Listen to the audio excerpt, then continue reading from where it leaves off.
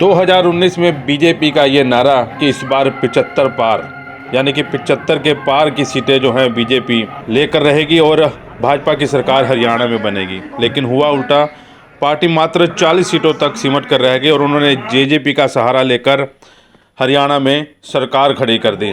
और आज है 2023, यानी कि 2024 में विधानसभा चुनाव होने हैं और ये शख्स जिसे आप अपनी स्क्रीन पर देख रहे हैं, ये कुरुक्षेत्र के सांसद और भाजपा के नवनियुक्त प्रदेशाध्यक्ष नायब सिंह सैनी हैं। इनका ये कहना है कि इस बार 75 नहीं बल्कि 80 सीटें जो है जीत कर रहेंगी। पार्टी के बड़े नेता देवी जुबान में ये भी स्वीकार कर रहे हैं कि जेजेपी के साथ वो चुनाव नहीं लड़ेंगे। चौधरी वीरेंद्र सिंह का वो नारा कि इस बार अगर जेजेपी के साथ जाएंगे तो पार्टी मात्र 20 सीटों तक सिमट कर रह जाएगी। पहले नायब सिंह सैनी की सुनते हैं, उनका क्या कहना है। देखिए, हमारा केंद्रीय नेतृत्व तय करता है ये, क्योंकि चुनाव के बाद का गठबंधन था और केंद्र जो तय करेगा वो हमारे सर माथे है।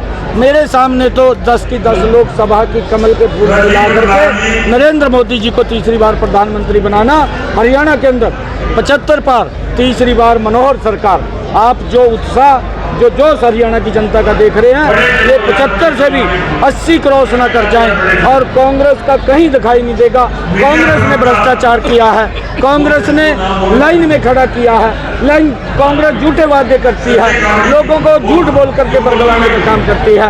नरेंद्र मोदी जी ने काम को जमीन पर उतारा है, गरीब व्यक्ति तक लाभ पहुंचाने का काम। भारतीय जनता पार्टी 36 बरादरी को साथ लेकर के चलती है। जाट समाज के बहुत ही प्रबुद्ध जन वो भारतीय जनता पार्टी को फॉलो करते हैं, नरेंद्र मोदी जी की नीतियों को फॉलो करते हैं, मनोहर लाल जी की नीतियों को फॉलो करते हैं। जात पात की राजनीति कांग्रेस करती है, भारतीय जनता पार्टी नहीं करती। भारतीय जनता पार्टी 36 बरादरी को साथ लेकर के देश और प्रदेश का विकास करती है। देखिए, ये तो जनता तय करती है और जनता जो नाम बोलेगी वो, क्योंकि हमारे सभी नेता काम कर रहे हैं और जो जनता के बीच में जाता रहता है वो लोकप्रिय होता है। और मैंने कहा है कि अब की बार 80 पार से भी ज़्यादा सीटें विधानसभा की जीत करके मनोहर लाल जी मजबूत तीसरी बार मुख्यमंत्री बनेंगे। सर, चौधरी वीरेंद्र सिंह जो है वो लगातार नसीहत देते रहे हैं भाजपा को कि जेजेपी से गठबंधन तोड़ लें। अभी हाल ही में आपकी मौजूदगी में नसीहत दी है कि जेजेपी से गठबंधन तोड़ ले तो सरकार सत्ता में आएगी, नहीं तो 20 पर सिमट जाए। चौधरी वीरेंद्र सिंह जी भारतीय जनता पार्टी के वरिष्ठ नेता हैं, मेरे तो पिता समान है, उनका आशीर्वाद मिलता है। मैंने शुरू में कहा था कि बड़ों का आशीर्वाद लेंगे और जो मेरे आयु के हैं उनको साथ लेंगे और जो मेरे आयु से छोटे हैं उनका सहयोग लेंगे और कमल का फूल डबल इंजन की सरकार बनाएंगे। तो ये तस्वीरें आज पानीपत के सनौली रोड से सामने आई हैं, जहां नायब सिंह सैनी का स्वागत समारोह किया गया। पार्टी गदगद थी, कार्यकर्ता गदगद थे, कुर्सियां भरी हुई थी और स्टेज संभाली थी सांसद संजय भाटिया ने। संजय भाटिया के साथ साथ आज पार्टी के वो तमाम छोटे बड़े नेता जो है आज स्टेज पर देखे गए। स्टेज पर एक भी कुर्सी नहीं लगाई गई थी बल्कि गद्दे बिछाए गए थे, जहां राज्यसभा सांसद से लेकर पार्टी के तमाम छोटे बड़े नेता आज लाइन में बैठे जो है नजर आए। वो भी नजर आए जो विधायकी का चुनाव लड़ने वाले हैं। सिर्फ प्रमोद भी साहब, जिनकी टांग में फ्रैक्चर था, वो नीचे खड़े थे। बाकी पार्टी के छोटे बड़े नेता आप देख सकते हैं कैसे गद्दे पर बैठे हुए हैं और नायब सिंह सैनी को ये दिखाने की कोशिश कर रहे हैं कि पार्टी में कोई गुटबाजी नहीं है। उधर सांसद संजय भाटिया भी बार बार स्टेज के ऊपर अपने संबोधन में ये कहते नजर आए कि जो भी मनमुटाव है आज उसे दूर कर लें और स्टेज पर आकर बैठ जाएं।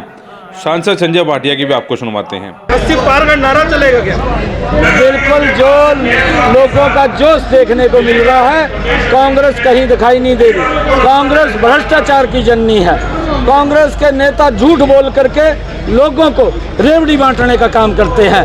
अरे नरेंद्र मोदी जी ने उस माँ बहन को घर के अंदर गैस का कनेक्शन सिलेंडर पहुंचाया है, कांग्रेस ने लाइन में खड़ा करके गैस का सिलेंडर। तो फिलहाल 2024 नज़दीक है, चुनाव आने वाले हैं, इसलिए बीजेपी पार्टी कोई भी रिस्क नहीं लेना चाहती। इस बार 75-80 का नारा देने वाली पार्टी अपने रिस्क पर, अपने दम पर फिर से सरकार बनाने की तैयारी कर रही है। वहीं दूसरी पार्टियां यानी कि कांग्रेस जो है वो भी ताबड़तोड़ रैलियां जो है हरियाणा में कर रही हैं। इस हरियाणा में 3 दिसंबर को होने वाली रैलियों को लेकर तैयारियां चल रही हैं।